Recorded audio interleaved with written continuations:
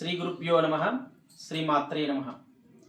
ఈరోజు హైదరాబాద్లో వనస్థలిపురంలో ఇల్లందు నుంచి వచ్చినటువంటి కొత్తగూడెం డిస్టిక్ ఇల్లందు ప్రాంతం నుంచి వచ్చినటువంటి రాఘవ పురోహితులు వారు అయితే తనకి గ్రహాలు చెక్ చేస్తున్నప్పుడు ఈ యొక్క గురుగ్రహ దోషం వచ్చిందండి.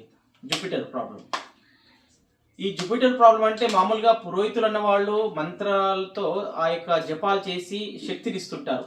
అంటే దోషం ఉన్న వాళ్ళకి, తర్వాత వాళ్ళకి వ్యక్తిగతంగా నిజంగా మంత్రాల యొక్క శక్తి ఉంటుందా లేదా అనేటటువంటిది చెక్ చేయడానికి ఈ యొక్క సైంటిఫిక్ ఆర్ స్కాన్ ఎంతో దోహదపడుతుంది. ఇది ఈ శాంపుల్ పెట్టినటువంటి జూపిటర్ సంబంధించినటువంటి శాంపుల్ పెట్టాను. ఈ జూపిటర్ ప్రాబ్లం అనేటటువంటిది తనకు ఉంటేనే ఇక్కడ ఓపెన్ అవుతుంది, లేకపోతే లేదు. ఉంది కాబట్టి ఇప్పుడు గురువు సంబంధించినటువంటి మంత్రాన్ని చదివినప్పుడు ఆ మంత్రం యొక్క శక్తి తన శరీరంలోకి ప్రవేశించినప్పుడు ఈ యొక్క శక్తి పెరిగిందా లేదా అనేది ఐడెంటిఫై చేద్దాం.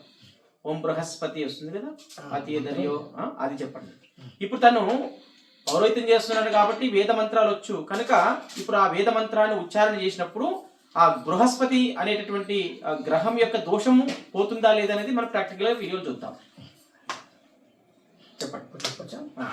ఓం బృహస్పతి అధిధార్య అర్హాద్వివాదే కరదమధ్యనేషు యద్ధేదయస్తావసత్తావ్రజా తదస్వాసు ద్రవణం దేహి చిత్రమోహ బృహస్పతి గ్రహాయే నమః. బృహస్పతి అతి అధర్య అర్హాద్వివాదే కరదమధ్యనేషు యద్ధేదయస్తావసత్తావ్రజా తదస్వాసు ద్రవణం దేహి చిత్రం. ఇప్పుడు బృహస్పతి గ్రహం యొక్క పవర్ శక్తి ఇంత పెరిగింది తనలో. అంటే ఒక రింగు పెట్టుకోకుండానే ఇంత శక్తి మంత్రంలో, వేద మంత్రంలో ఇంత శక్తి ఉందనేది మనం గుర్తించవచ్చు. ఇది మళ్ళీ తగ్గిపోయింది అంటే ఆ వైబ్రేషన్స్ ఎక్కడి వరకు అయితే స్ప్రెడ్ అవుతాయో ఆ శక్తి అంతవరకు చూపిస్తుంది. మళ్ళీ తగ్గిపోయింది, మళ్ళీ తగ్గుతుంది, మళ్ళీ తగ్గిపోయింది. ఇప్పుడు ఇంకా పవర్ ఉంది. ఈ పవర్ ఎప్పుడైతే ఆ యొక్క మనిషి లోపల గురువు యొక్క మంత్రం యొక్క వైబ్రేషన్స్ ఎప్పుడైతే పోతాయో అప్పుడు ఓపెన్ అయిపోతుంది. మరి ఇంత పెద్ద మంత్రం అందరికీ రాదు కదా. ఓం బృహస్పతి అతిధర్యో అర్హాద్యుమతి ప్రాతికతిపత్తునేషు విద్యసవర్త ప్రజాగ్రహణం, ఇంత పెద్ద మంత్రం అందరు సామాన్యులు ఎవరు చదవలేదు. కాబట్టి ఆ సామాన్యులు చదువుకోవడానికి కూడా ఒక గురువు యొక్క శక్తి రావడానికి మనం మామూలుగా ఓం బృహస్పతయే నమః అని చెప్తే కూడా శక్తి వస్తుంది. అది కూడా మనం ప్రాక్టికల్గా ఈ వీడియోలో చూద్దాం. ఓం బృహస్పతయే నమః చెప్పండి. ఓం బృహస్పతి గ్రహాయే నమః. ఓం బృహస్పతయే నమః. ఓం బృహస్పతయే నమః. ఓం బృహస్పతయే నమః. ఓం బృహస్పతయే నమః. ఇక మీరు గమనించాలి ఏంటంటే వేద మంత్రం చదివినప్పుడు ఓం బృహస్పతి అతిధర్య అనే మంత్రం చదివినప్పుడు మాత్రం ఇమ్మీడియట్ శక్తి ఎక్కువ వచ్చేసింది. ఈ బృహస్పతయే నమః అనేటువంటి మంత్రంతో కొంచెం నెమ్మదిగా ఎనర్జీ వస్తుంది అనమాట. అది మీరు గమనించాలి. ఇప్పుడు చూడండి, మళ్ళీ వేద మంత్రం చదవండి మీరు. వేద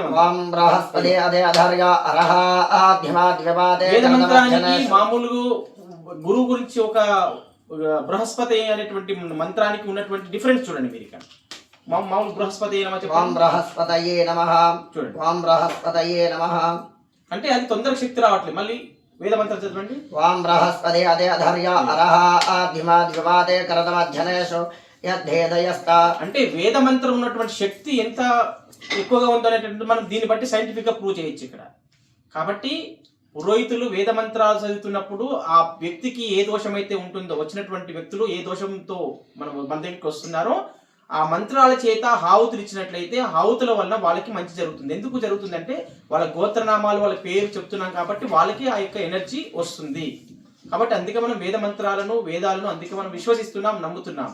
కాబట్టి ఆ వేద మంత్రం ఉందని ప్రూవ్ చేయడానికి ఇది ఒక నిదర్శనం. మరి ఇది చేయలేమండి, మాకు ఈ కలియుగంలో మేము ఈ వేద మంత్రం ఎక్కడ చదువుతాము, మాకు ఎంత ఓపిక ఉంది, మా బిజీ షెడ్యూల్లో మేము సాఫ్ట్వేర్ చేస్తున్నాం, లేకపోతే బిజినెస్లో షెడ్యూల్ బిజీ ఉంది అన్నట్టు వాళ్ళకి ఏంటంటే ఈ యొక్క బృహస్పతికి సంబంధించినటువంటి ఈ యొక్క స్టోన్, గురువు సంబంధించినటువంటి కనకపుష్యరాగం అనేటువంటి స్టోన్ను ధరిస్తారు. అది వారికి మ్యాచింగ్ స్టోన్ సెలెక్ట్ చేయడం జరిగింది. ఇప్పుడు ఏ మంత్రం చదవకుండా కూడా తనకి ఎనర్జీ రావాలి. ఎలా వస్తుంది అంటే గురువును మనం దానికి ఆ యొక్క వ్యక్తికి కనెక్ట్ చేస్తున్నాం. ఇక్కడ ఆ కనెక్ట్ చేయడం వల్ల ఆ యొక్క శక్తి వస్తుంది అనమాట. ఇక చూడండి, ఏ మంత్రం చదవట్లేదు దాన్ని అది తీయండి, ఇదిగో. కాబట్టి ఏ మంత్రం చదువుకున్నా కూడా ఇలా ఆ భగవంతుడు ఇచ్చినప్పుడు ఈ నవరత్నాలు ఏవైతే గురువుకు సంబంధించిన ఉన్నాయో ఆ కనకపుష్యరాగం ఉందో అది మ్యాచింగ్ స్టోన్ ధరించడం వలన ఈ శక్తిని తన లోపల ప్రవేశిస్తుంది. పెట్టండి, ఇది క్లోజ్ అయింది. దీని యొక్క శక్తి చూడండి.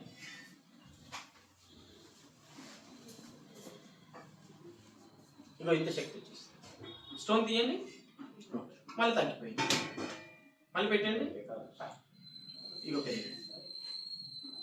కాబట్టి మనము ఎవరి దగ్గరకు వెళ్ళి మనం మ్యాచింగ్ స్టోన్ లేక గ్రహదోషం పోగొట్టుకోక డబ్బులు వృధా చేసుకునే దానికంటే సైంటిఫిక్ జ్యోతిష్యాన్ని చూపించుకొని మనకు ఒక అద్భుతమైనటువంటి ఫలితాలు మనం పొందొచ్చు.